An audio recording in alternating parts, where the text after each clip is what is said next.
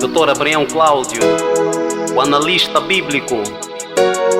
Escravatura pela religião. Presta atenção. Felizmente, a história não mente. O Império Romano criou um deus utópico para facilmente dominar as mentes. E quando este suposto deus entrou em África, cuspiu sobre o altar da nossa cultura e demoliu o alicerce da nossa estrutura, que sustentava o nosso segredo espiritual e a visão de mundo da nossa espinha dorsal. Fomos vítimas de uma punhalada religiosa que fez verter todo o nosso sangue cultural. E esta punhalada foi bastante perigosa, porque atingiu até esta geração atual. Introduziu-nos a semente da inferioridade e maltratou-nos com toda sorte de crueldade. E por motivo político e econômico, disfarçou-se nas vestes brancas da religião. Parecia um cordeiro, mas no fundo era um leão. Religião é política e igreja é negócio. O sacerdote e o político afinal são sócios. Por detrás das plataformas ecumênicas existem fortes jogadas e estratégicas que sustentam o domínio ditatorial e dão sequência ao sistema neocolonial. O famoso quadro da cabeça de Jesus, pele branca, cabelo liso e olhos azuis, persuadiu o negro a acreditar que Deus é branco, e o complexo de inferioridade racial se expandiu progressivamente como cancro. Mulheres negras se orgulham com cabelos falsos porque se envergonham de suas carapinhas duras. A religião é forte como uma algema de aço, razão pela qual ainda existe escravatura. A cultura é a visão de mundo de cada povo, mas o preconceito e o racismo são egoístas. O africano está a ser colonizado de novo por intermédio da religião xenofobista. Pela fé fui escravizado, pela fé fui enganado, detestei os meus ancestrais. Pela fé neguei a minha história, pela fé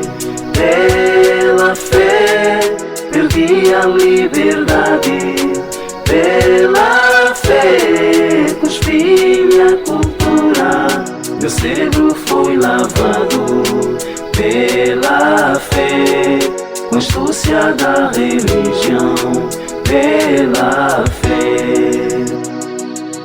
O predador ocultou a sua verdadeira face e usou a religião apenas como manobra. O fim da escravização foi só um disfarce, porque o invasor saiu, mas deixou a sua sombra.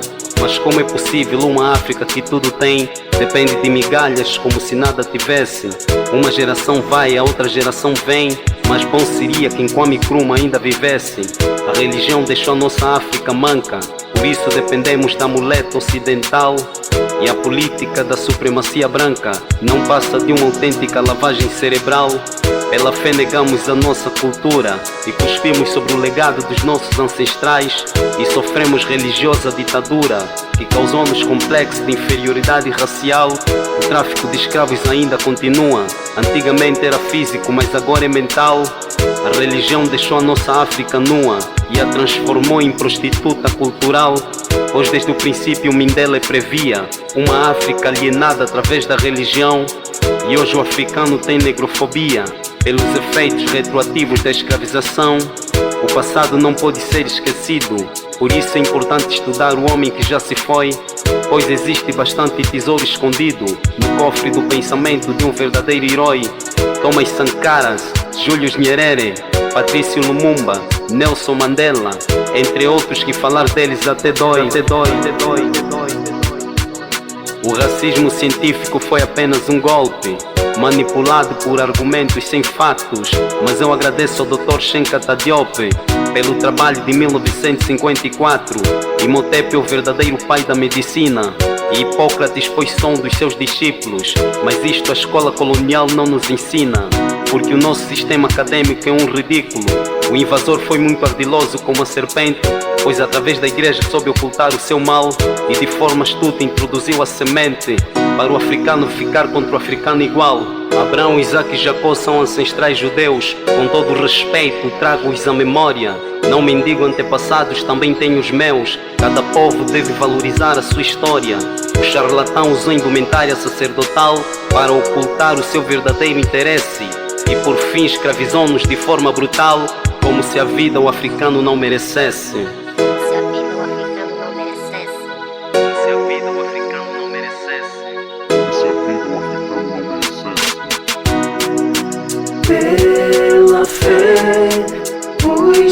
escravizado. Pela fé fui enganado, detestei os meus ancestrais. Pela fé neguei a minha história. Pela fé perdi a liberdade. Pela fé cuspi minha cultura. Meu cérebro foi lavado. Pela fé com a astúcia da religião. Pela fé. Abraços fortes a toda a comunidade dos analistas bíblicos, ao movimento Ubuntu, a todo o elenco dos panafricanistas a nível nacional e internacional, ao meu amigo Dr. Nelson Quassa, Dr. Eugênio Capenda, Dr. Luiz Ambriz, entre outros. Estamos juntos, minha família.